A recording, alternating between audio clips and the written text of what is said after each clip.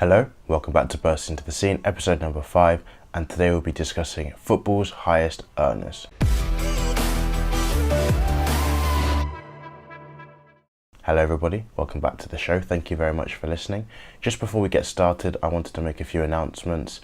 I'm delighted to say that Bursting Into the Scene is now on Apple Podcasts and also on Amazon Music, as well as various other streaming platforms. So we've diversified now. Hopefully we can get to more of you, touch you more, and make it a bit easier for people to access our content. What that also means now is that if you were previously followed on Spotify, we've effectively restarted that Spotify link. So I'll leave all the links in the descriptions on everything, and you can access it. I'll also share everything. Feel free to share, like, and follow. And it's a really, really exciting development for the podcast. It's something that when I started, I knew I had to get done. So now it's done. I'm very happy about that. We can move on and I get to bring more to you guys, which is amazing. So today's episode is talking about the money. I know everyone loves money, and I haven't really discussed money as such. As we've spoken a bit about business. We've spoken a little bit about my journey. Let's talk a bit about money. Obviously, as you know, football is a lucrative business. There's so many people watching. What I thought I would do is go and research a little bit about some of the statistics surrounding what are the highest paying jobs, what are the most lucrative businesses, and also where I fit into that, where I want to go with it, where I wanted to go with it, because I think it's pretty fascinating. So I've got a massive book here of statistics and figures. If you're listening on audio, you won't be able to see, but on the YouTube video, I've got a lot of stuff here written down about, highest earners, what people want. And I'm just going to get straight into it and I'm going to show you. So for example, I decided to start with pretty simple. What are the top 10 highest paying roles in football? Now, mind you, all of this is non-playing, because obviously the highest paying role in football is to be a football player. But if you're not a player, what avenue could you go down? And what I want you to get from this is take it as a constructive approach of research of where you maybe want to put yourself towards in terms of what market, what niche, what industry, either you want to sell to or you actually want to get involved in yourself. So here are the top 10. Top 10 highest earning non-playing jobs in football. Number 10 is a performance director, and they earn between 500k to 1 million per year. Number 9 is head scouts, so top scouts at top Premier League clubs earn between 250k to 750k per year. Number 8 is club academy directors, who earn about 500k to 1.5 million per year. Number 7 is league presidents, who earn between 7.4 million per year. Number 6 is football association executives, which is 1.3 million per year. Number 5 is national team managers, between about 3.5 million per year. I'm going to guess that's Gareth Southgate's last wage. Number 4 are club CEOs, who earn about 2.6 million per year on average. Number 3 is a club chairman, who earns about 3.8 million per year. Number 2, sporting directors earn between 2.5 million per year. And number 1 is, of course, being a manager, who at the top level earn about 15 million per year. So as you can see, these are the top level examples of professionalism. But what's quite interesting there is, obviously, it's all about the top ranked people who have the biggest impact, right? So performance directors, they oversee the performance of a football club, and is it doing well, is it doing badly, what can we change? Obviously, number 9, looking at scouts, trying to get that next player in. So that's also very, very valuable. Club academy directors, you find the next best talent. Think of academies as, unfortunately, if you're looking at it from a business perspective, not every player in your academy is going to make it, but if you can get a good player, you can sell them, the return on investment is really high. League presidents, I think that's pretty self-explanatory, really. I would love to be a league president. I wouldn't love to be a league president at the same time. It depends what league. I mean, if you're looking at Richard Masters, for example, he's the Premier League CEO. I'd say he's got it quite good, because the Premier League is a ridiculously lucrative league. The La Liga president comes under a lot of flack. Tebas, I know a lot of people don't really like him, about some of his policies. And if you look at the French league, for example, their president, he must have a very, very tough job of getting that league marketable and monetized financially, because it's a bit of a dead rubber league. No offense to any French people that are listening, but your league isn't really moving forwards. National team managers as well, CEOs, club chairmen, these guys are high ranked officials, so that's a massive, massive, involvement and impact that you have on your club's performance. So that was the most interesting one, and I wanted to then have a look at what were the most searched roles in football amongst, the population. Because obviously, the most searched roles in sport, because those are obviously the top 10 highest paying. But I wanted to see if that correlates with what people actually want and what they're looking for. And it's quite interesting. Number 10 is a stadium manager, which I think is really, really fascinating. Obviously, a stadium manager is someone that oversees the operations on a match day, maybe even on a non-match day as well, or if there's a concert or something, which I think was pretty niche and pretty interesting. Number 9 is to be a marketing director. Marketing's massive. Marketing is pretty much the way you promote your club and organisation. Number 8 is to be a youth development director. That was the number 8 most searched role in sport on Google, on the internet, which really surprised me. I was like, wow, okay, that's different. I didn't expect that one, but I think that's pretty cool. Number 7 is to be a scout. Number 6 is to be a performance analyst, which I think is also a pretty really cool role. Looking at how players can improve the way they play, the way they feel within themselves, and all these different things. I think that's very important. Number 5 was a medical support staff, which is really interesting. Number 4 turned out to be a timekeeper or a scorer. I think that might be in a different sport, not in football. Number 3 is to be a committee member. Number 2 was to be a ref, and number 1 was to be a coach. So the only ones that really correlated were the coach at the end, really. I think there's some really interesting roles in terms of what people wanted, or rather what they searched for, let's say. And I think maybe because those are the roles that are more, let's say, available. And so, and I only say available in terms of what people believe, because most people probably think it's a ridiculously long, obviously it's hard to get to a league president or something like that, but it's more what they believe they can do based on maybe their knowledge, maybe based on what they think is their experience, and sometimes maybe they discount themselves a little bit. But I found that the most interesting in terms of what people were searching. The next one I looked at is the top 10 roles of what people say that they wanted. So not what people are looking on the internet, but what do people actually want to get out of football or sport in general. Top 10 roles. Number 10, stadium manager again. So it's quite clearly a popular thing that's interesting. Obviously, I've worked at City as a steward now for a few years. And I mean, the operations that go into just a match day in general, the briefings, making sure that people know what they're doing, efficiency and all the different systems that are in place are really, really impressive. And that falls on the stadium manager.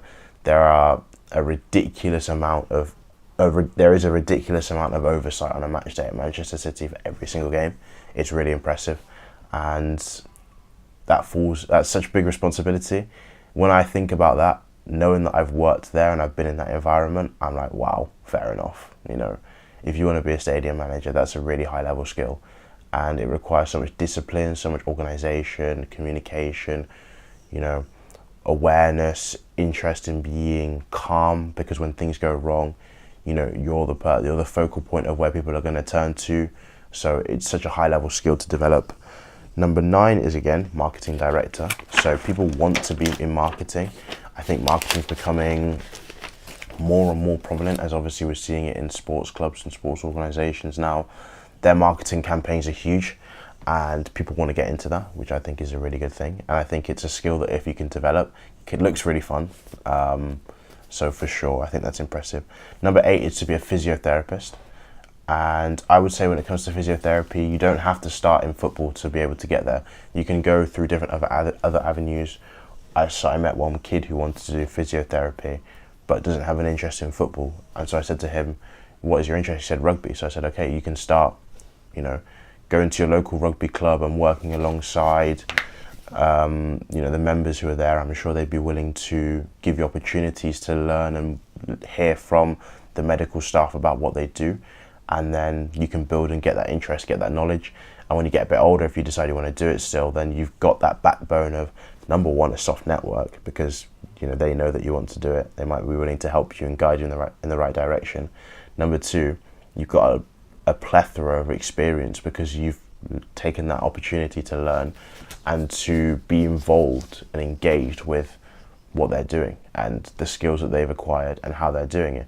I think it's massive. I think it's it's probably a really underrated way and a simple way really to be able to develop something like physiotherapy. Of course you can do it in other avenues as well, but physiotherapy is the example I use because I think it's a pretty good thing that you can do. Number 7 is to be a chief scout. And again, scouting is massive. People really want to go and spot the next talent. I think with scouting, it's such a skill. Obviously there are things you can do like FA courses to get started, and scouting is a difficult one because I don't really know too much about it, but from what I've heard, it's about being patient and not being too jumpy, not going right into it and being like, oh, that player because he's really good. You have to consider so many different factors. I think it's a near impossible job, but I always think when I see a player, I'm like, yeah, he's going to be the next big thing, and then there's something that a scout would look at and go, actually no, like he's not got A's, B's, as C, D, or she doesn't. So it's a really, really high level skill, and for sure with a lot of practice, a lot of knowledge. Once again, my advice would be to reach out to scouts who are already established. Things like LinkedIn, Instagram, if you go on there, you'll have a look and you'll see scouts who are there, and you can reach out to them and ask them for advice.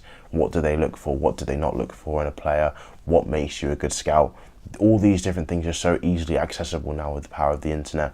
I think it makes sense to go and have a look. Number 6 was to be a performance analyst. Number 5 was to be a director of football.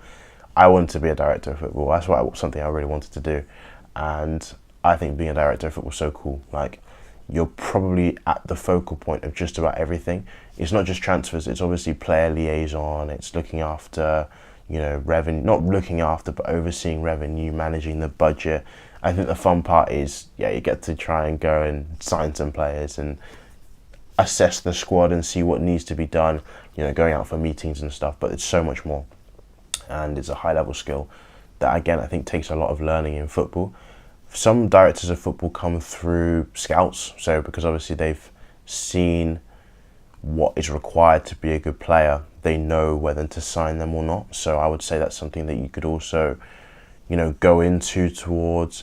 I'd say if you've been down the business side of things, then you can also look at director of football from the aspect of, how to run a football club in a more business sense.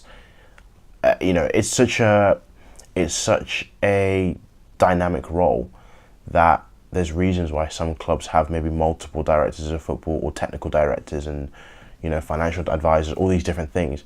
It's so diverse and so dynamic. You're almost involved in just about everything, and that's what actually entices me about that role. Is I think it's something you can really get your hands on and go into, which is pretty interesting. Number 4 is the head of youth development.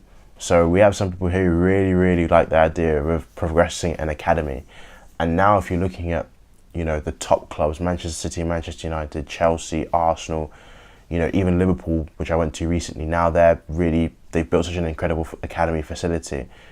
Academy has always been massive, of course, but now the facilities are really improving to make sure that academy players feel comfortable and feel that it's not a challenge, and that they are also valued. Their comfort is also valued and engaged, and hopefully you give them a space where they can enjoy their football, but they can excel as well and not feel pressure. And also that when they get to men's level football, they're ready. It's not too dissimilar, because the men's game and academy game, as you know, is night and day. So making sure that these players are prepared and ready is massively important, and I think clubs are doing that more than ever. So to be the forefront of that, I suppose, excites a lot of people. I think that's pretty cool. Number 3 is to be a CEO of a football club, or I guess a CEO of a football league. Again, pretty self-explanatory. I think that's a pretty cool thing to do. Again, you're in charge of putting out fires, really. And football clubs, I'm sure, are on fire just about every single day, like any businesses. So you have to be ready to fight. Number 2 is to be a sporting director. Again, a bit similar to director of football, but I think you have less involvement in transfers and more involvement in the playing staff and the coaching staff, and making sure that the club operates at a better level. And number 1 is to be a club manager. Again, that's hard. You've got to build up your scouting CV, your tactics, your coaching, player relationship management now is becoming a big thing. There's just so many different factors and fundamentals to being a good club manager. But I think it's a good thing to do, and we need more managers, especially where I am in England. I think now they're putting more emphasis on coaching these managers to become better. So if you've got someone like Gareth Southgate, for example, listen, I know he wasn't everyone's cup of tea. I certainly found it difficult with times, but one thing that they did was prepare him for tournament football through what they've got at St George's Park. I've been to St George's Park and I've seen the facilities they've got there is incredible. They were talking about the coaching programs now that they're doing have really gone up in terms of improvement to make sure that coaches, English coaches, are getting better coaching. I think in 5 to 10 years' time, the English game will be so much better for coaches because of what they've done there. And, you know, Gareth Southgate was kind of just the start. And, you know, he did really well in his tenure for England. I think there's going to be so much more. That is now a business, really, because the return on investment of good English coaches is only beneficial for the FA and for the English game. So that's why they're probably putting more money and more effort into getting the best coaches coming from this country. If you look at Spain, for example, the way that Spain develops its coaches as well and managers. So obviously the tiki-taka football style has always been their number one, but then you've got a real development now of a way of playing and making that higher output, which is resulting in success nationally, which is brilliant. So that's very, very important. And then if we turn over, I went to the top 10 most profitable business models in sport. So number 10 is football facilities and stadiums. So like I've just spoken about, investing into better facilities for clubs. If you look now, football stadiums are pretty much becoming entertainment sectors. Go and look at Manchester City, for example, and what they're doing with their stadium, or Real Madrid and what they're doing with their stadium, putting a shopping centre in the middle of it. That's pretty much what it is. Number 9 is sports media and content creation. And again, these things are more now just general. They're not specifically related to the individual.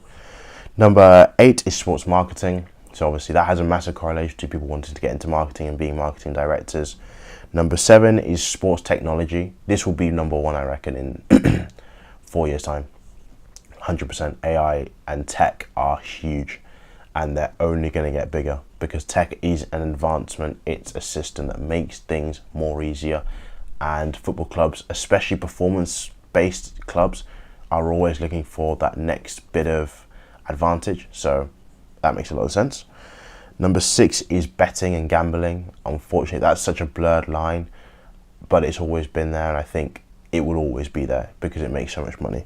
Number 5 is club ownership, but again, I think as an owner, you probably come from outside the football space, you know, your own business, and then you come into it. But the thing is with ownership, which I don't really like, is, you know, the intention of owners when it comes to using their clubs, those that come in and then just see it as a business and don't understand that there's people behind it who want to see it do well, and then therefore just leave it, or to make their own money and to let the club struggle and suffer and then eventually leave it out.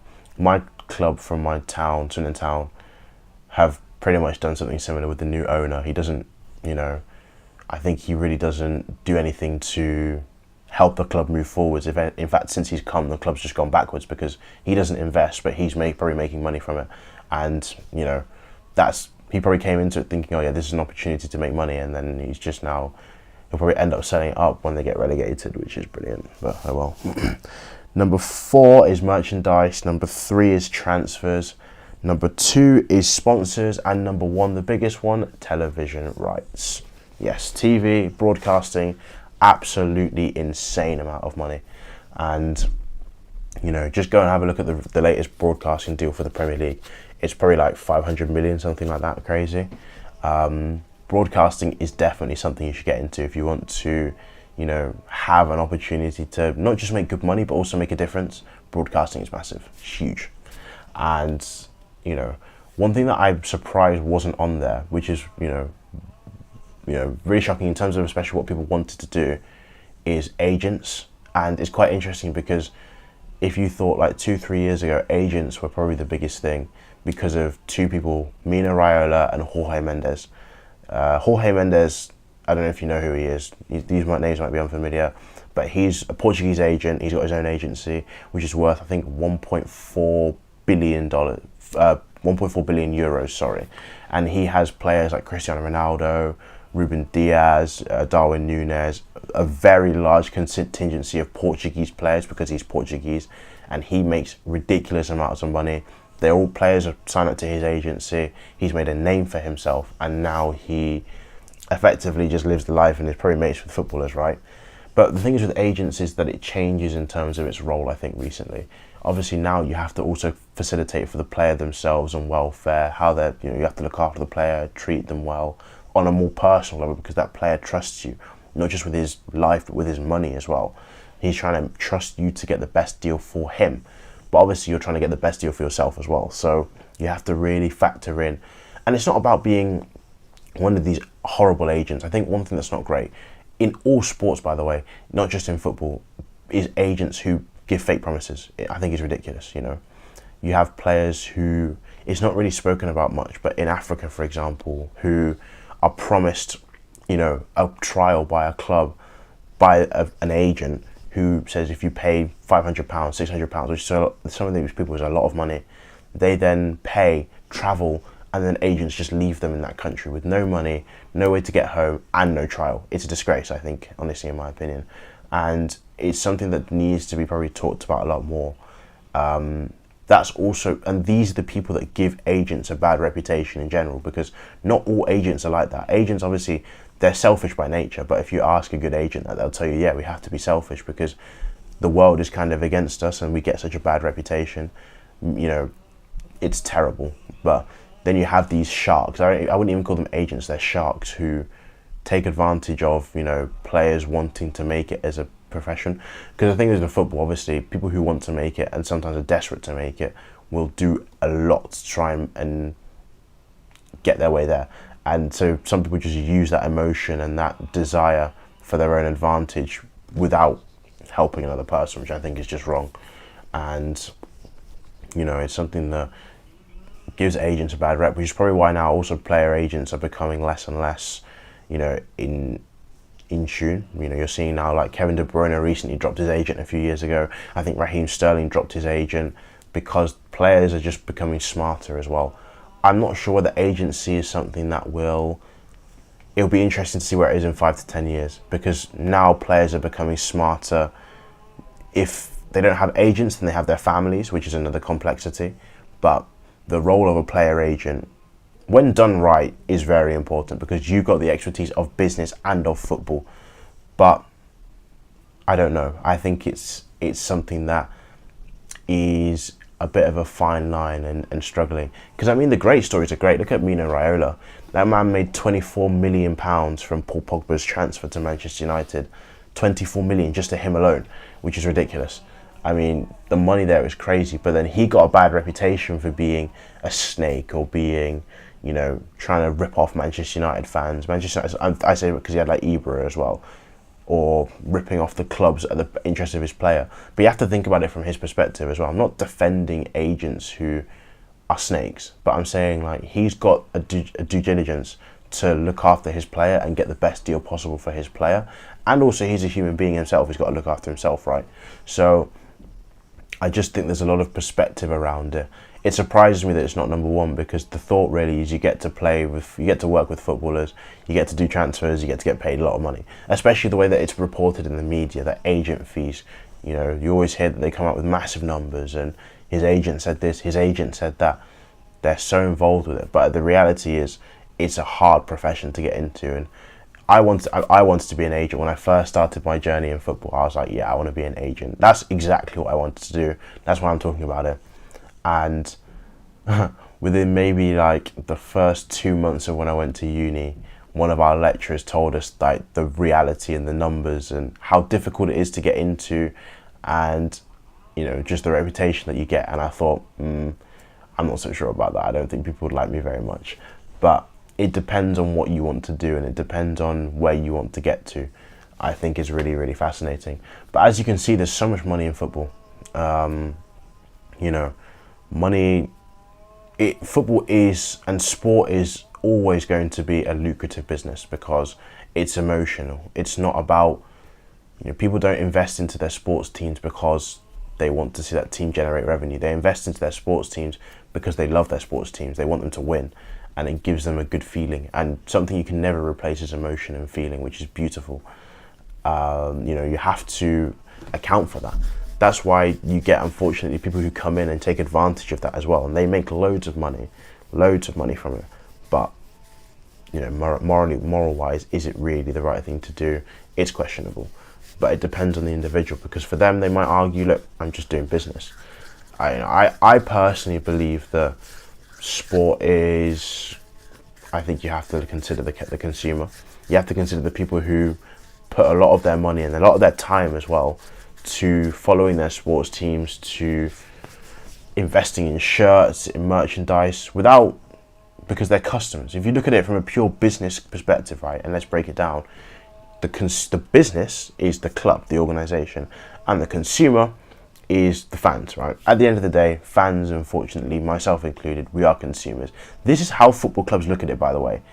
Consumers, especially the top level clubs, they look at it from a consumer's perspective, and they look at it as we are a business, right? That's why you're getting overcharged. That's why you're getting spammed with memberships, sponsorships. Your kits are going up at like £100 or whatever it is now these days for a football kit, because you are a consumer, and also because they know that you're a loyal consumer. It's different to normal business, you see, because you support that club, you support that brand. You're not just going to leave. It's not like a normal business. If you're sold a rubbish item by Curry's PC World, for example, and then another business has that same item, but you got a bad experience from them, you're going to leave and go to that new business, right? It's not the same in football. If your team gets relegated, you're still going to follow them next season. You're still going to buy the shirt. Do you know what I mean? So the loyalty aspect means that you're not going to leave, and they know that. You're not going to change teams. You're always going to support that team. So it's quite interesting that business is underlying at the forefront of football, but football clubs will never tell you that. They will always tell you, we care about our fans, we care about them, the way their interests, everything. The reality is you are consumers. That is it. You consume the content that they give you, you consume the kits, you consume the subscriptions, you consume going to the game, the ticket prices, everything. And listen, it's fine. I do it as well. I love it. And I love going to my team and watching them play football, and I'll pay for them. I used to pay for the shirt. I don't do it anymore because they're so expensive. But, you are consumers at the end of the day, and that's the way that they see it.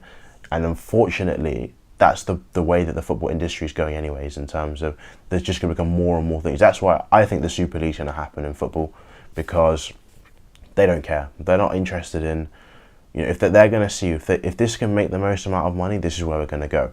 And at the end of the day, they're going to know that regardless of what happens, because what is the alternative? Well, if you support a big six club, and again, let me clarify something. I am talking on the more top scale of things, not really lower down, like non-league football clubs. They value you as fans. You're not consumers to them. You are supporters. You are the lifeblood of that football club. At the top level, you're just consumers. The Premier League clubs, I feel like people know this at this point, but they don't really care about your interests.